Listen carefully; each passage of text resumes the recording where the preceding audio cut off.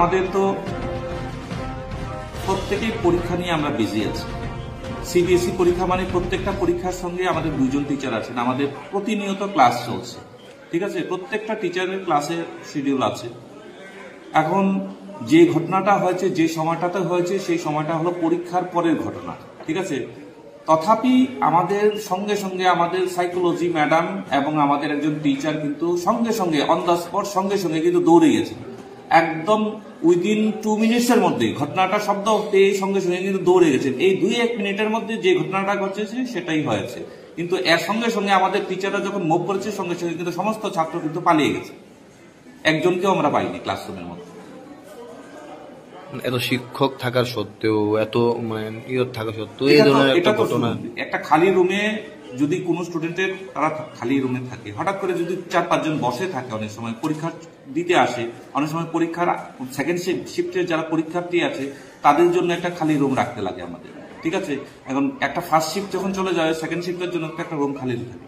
সেই রুমটার জন্য তো অন্য কোনো আমরা বলি না যে এখানে তো গার্ডের কোনো প্রয়োজন নেই, সবাই তো বড় স্টুডেন্ট। হ্যাঁ, এখানে তো আমাদের গেটের গেটম্যান আছে, গেটের গেটম্যান আছে, সেই গেটম্যান আছে। আমাদের নর্মালি ফর্মালি যেটা আছে, সব টিচাররাই কিন্তু বিভিন্ন কাজে এঙ্গেজ এবং পরীক্ষার সঙ্গেও যুক্ত আছে, ইন্টারনাল আছে, এক্সটার্নাল আছে। হ্যাঁ, আমরা খালি রুম রেখেছি কেন? তাদের প্রিপারেশনের জন্য, তাদের যাতে প্র্যাকটিক্যালে কোনো যদি প্রিপারেশন থাকে সেটার জন্য। এখানে যে এই জায়গাতে যে তারা 4-5 জন এই কাজটা করে দেবে, এটা তো কেউ ভাববে না। এমন তো প্রত্যেকটা স্কুলের মধ্যে 1-2টা খালি রুম থাকে। এবং আমরা কেন রাখি, কেন?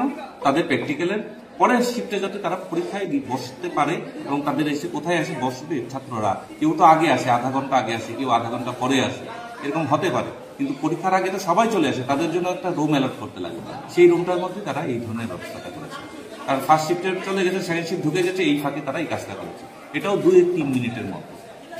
যেহেতু তারা বড় ক্লাসের 12 ছাত্রছাত্রী, নিশ্চয়ই প্রাপ্ত বয়স্ক, বুঝে তারা। তো আপনি প্রিন্সিপাল হিসেবে ওদের বিরুদ্ধে কোনো ধরনের ব্যবস্থা? আমরা তো সঙ্গে সঙ্গে স্টেপ নিয়েছি। আমি বললাম যে ওই গার্জিয়ান, সমস্ত গার্জিয়ানকে আমরা ডেকেছি। হ্যাঁ, সমস্ত গার্জিয়ানকে ডেকেছি আমরা, সমস্ত গার্জিয়ানকে ডেকেছি আমরা। প্রত্যেকটা গার্জিয়ানের কিন্তু সবাই কিন্তু পজিটিভলি কিন্তু আমাদের সঙ্গে কথা বলেছে যে ওদের ছেলেরা অন্যায় করেছে এবং ওদের ছেলেকে ওরা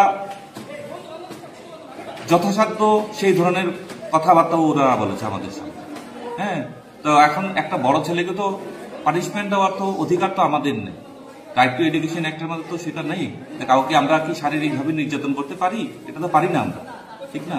তো সেদিক থেকে আমাদের গার্জিয়ানকে নিয়েই কথা বলতে হবে। সেই ব্যবস্থাটার জন্য আমরা গার্জিয়ানকে নিয়ে কথা বলেছি এবং উইথ এসএমসি 2 জন মেম্বার সহ। ঠিক আছে, এবং ইন প্রেজেন্স অফ আমাদের যে ছাত্রটা ব্যথা পেয়েছে তার মা বাবার সামনে, এবং ওই ছাত্রটাও ছিল কিন্তু, এবং ওই ছাত্রটা শেষ পর্যন্ত বলছে ওদের সঙ্গে কিন্তু গলাগলি হয়ে শেষ পর্যন্ত ওরা কিন্তু বন্ধুত্ব সম্পর্কই তৈরি করেছে।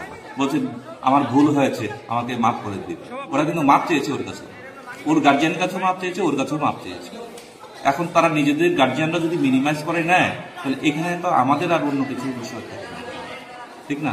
এখন একটা বোর্ড ফাইনাল পরীক্ষা দেবে, এরকম ছাত্রদের তো ভবিষ্যতের একটা ব্যাপার আছে, ঠিক না? তারা তো পাস আউট হয়ে যাবে, তাদের প্র্যাকটিক্যাল পরীক্ষার পরে 22 তারিখ তাদের ফাইনাল পরীক্ষা দেবে।